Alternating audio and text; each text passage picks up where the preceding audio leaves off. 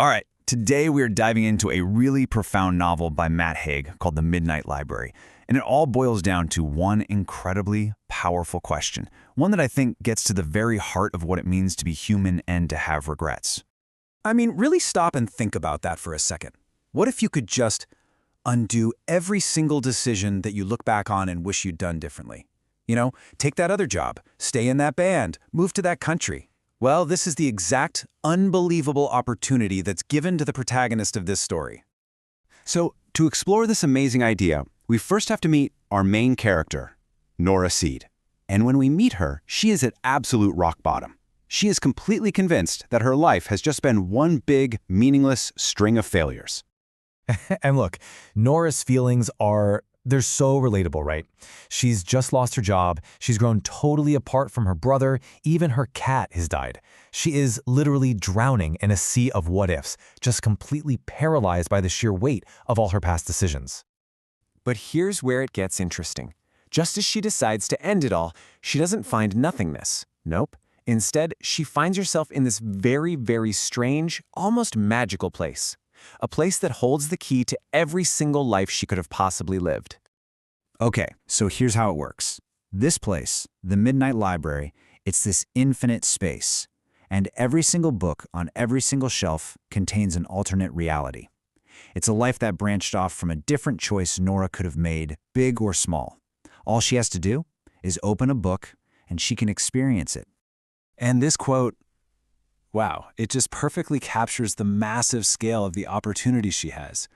The librarian, a woman named Mrs. Elm, explains that Nora can try out any of these lives. And if she finds one she truly loves, she can stay. Forever. It's the ultimate do-over. And so, Nora's incredible, mind-bending journey begins. She starts pulling books off the shelves, trying on all these different lives like their new outfits, just desperately searching for the one life that will finally make her happy. And let me tell you, she tries on some amazing lives. In one, she's this world-famous rock star because she never quit her band. In another, she actually married her ex-boyfriend and they have a child together. And in yet another, she's a brilliant scientist working way up in the Arctic. These are all the lives she thought she wanted. But here is the major twist. The reality of these lives, it never matches the expectation. That rock star life is actually incredibly lonely and full of excess. The married life? Well, it comes with its own hidden heartaches. And even the life as a world-saving scientist has its own totally unique set of problems and, you guessed it, new regrets. Every single so-called perfect life is deeply, deeply flawed in its own way. And this is the huge revelation for Nora. She starts to realize she's been looking at the whole problem completely wrong. She was chasing different circumstances, different lives, when the real issue was how she was viewing herself, and maybe the nature of life itself. And this realization leads her, and us, really, to the profound core message of the entire book. It's not about finding the perfect path. It's about finding the perfection in the path you're already on. This brings us to a really simple but incredibly powerful truth.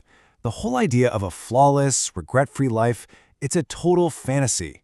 Every single life, no matter how glamorous or amazing it looks from the outside, is a mix of joy and pain, success and failure.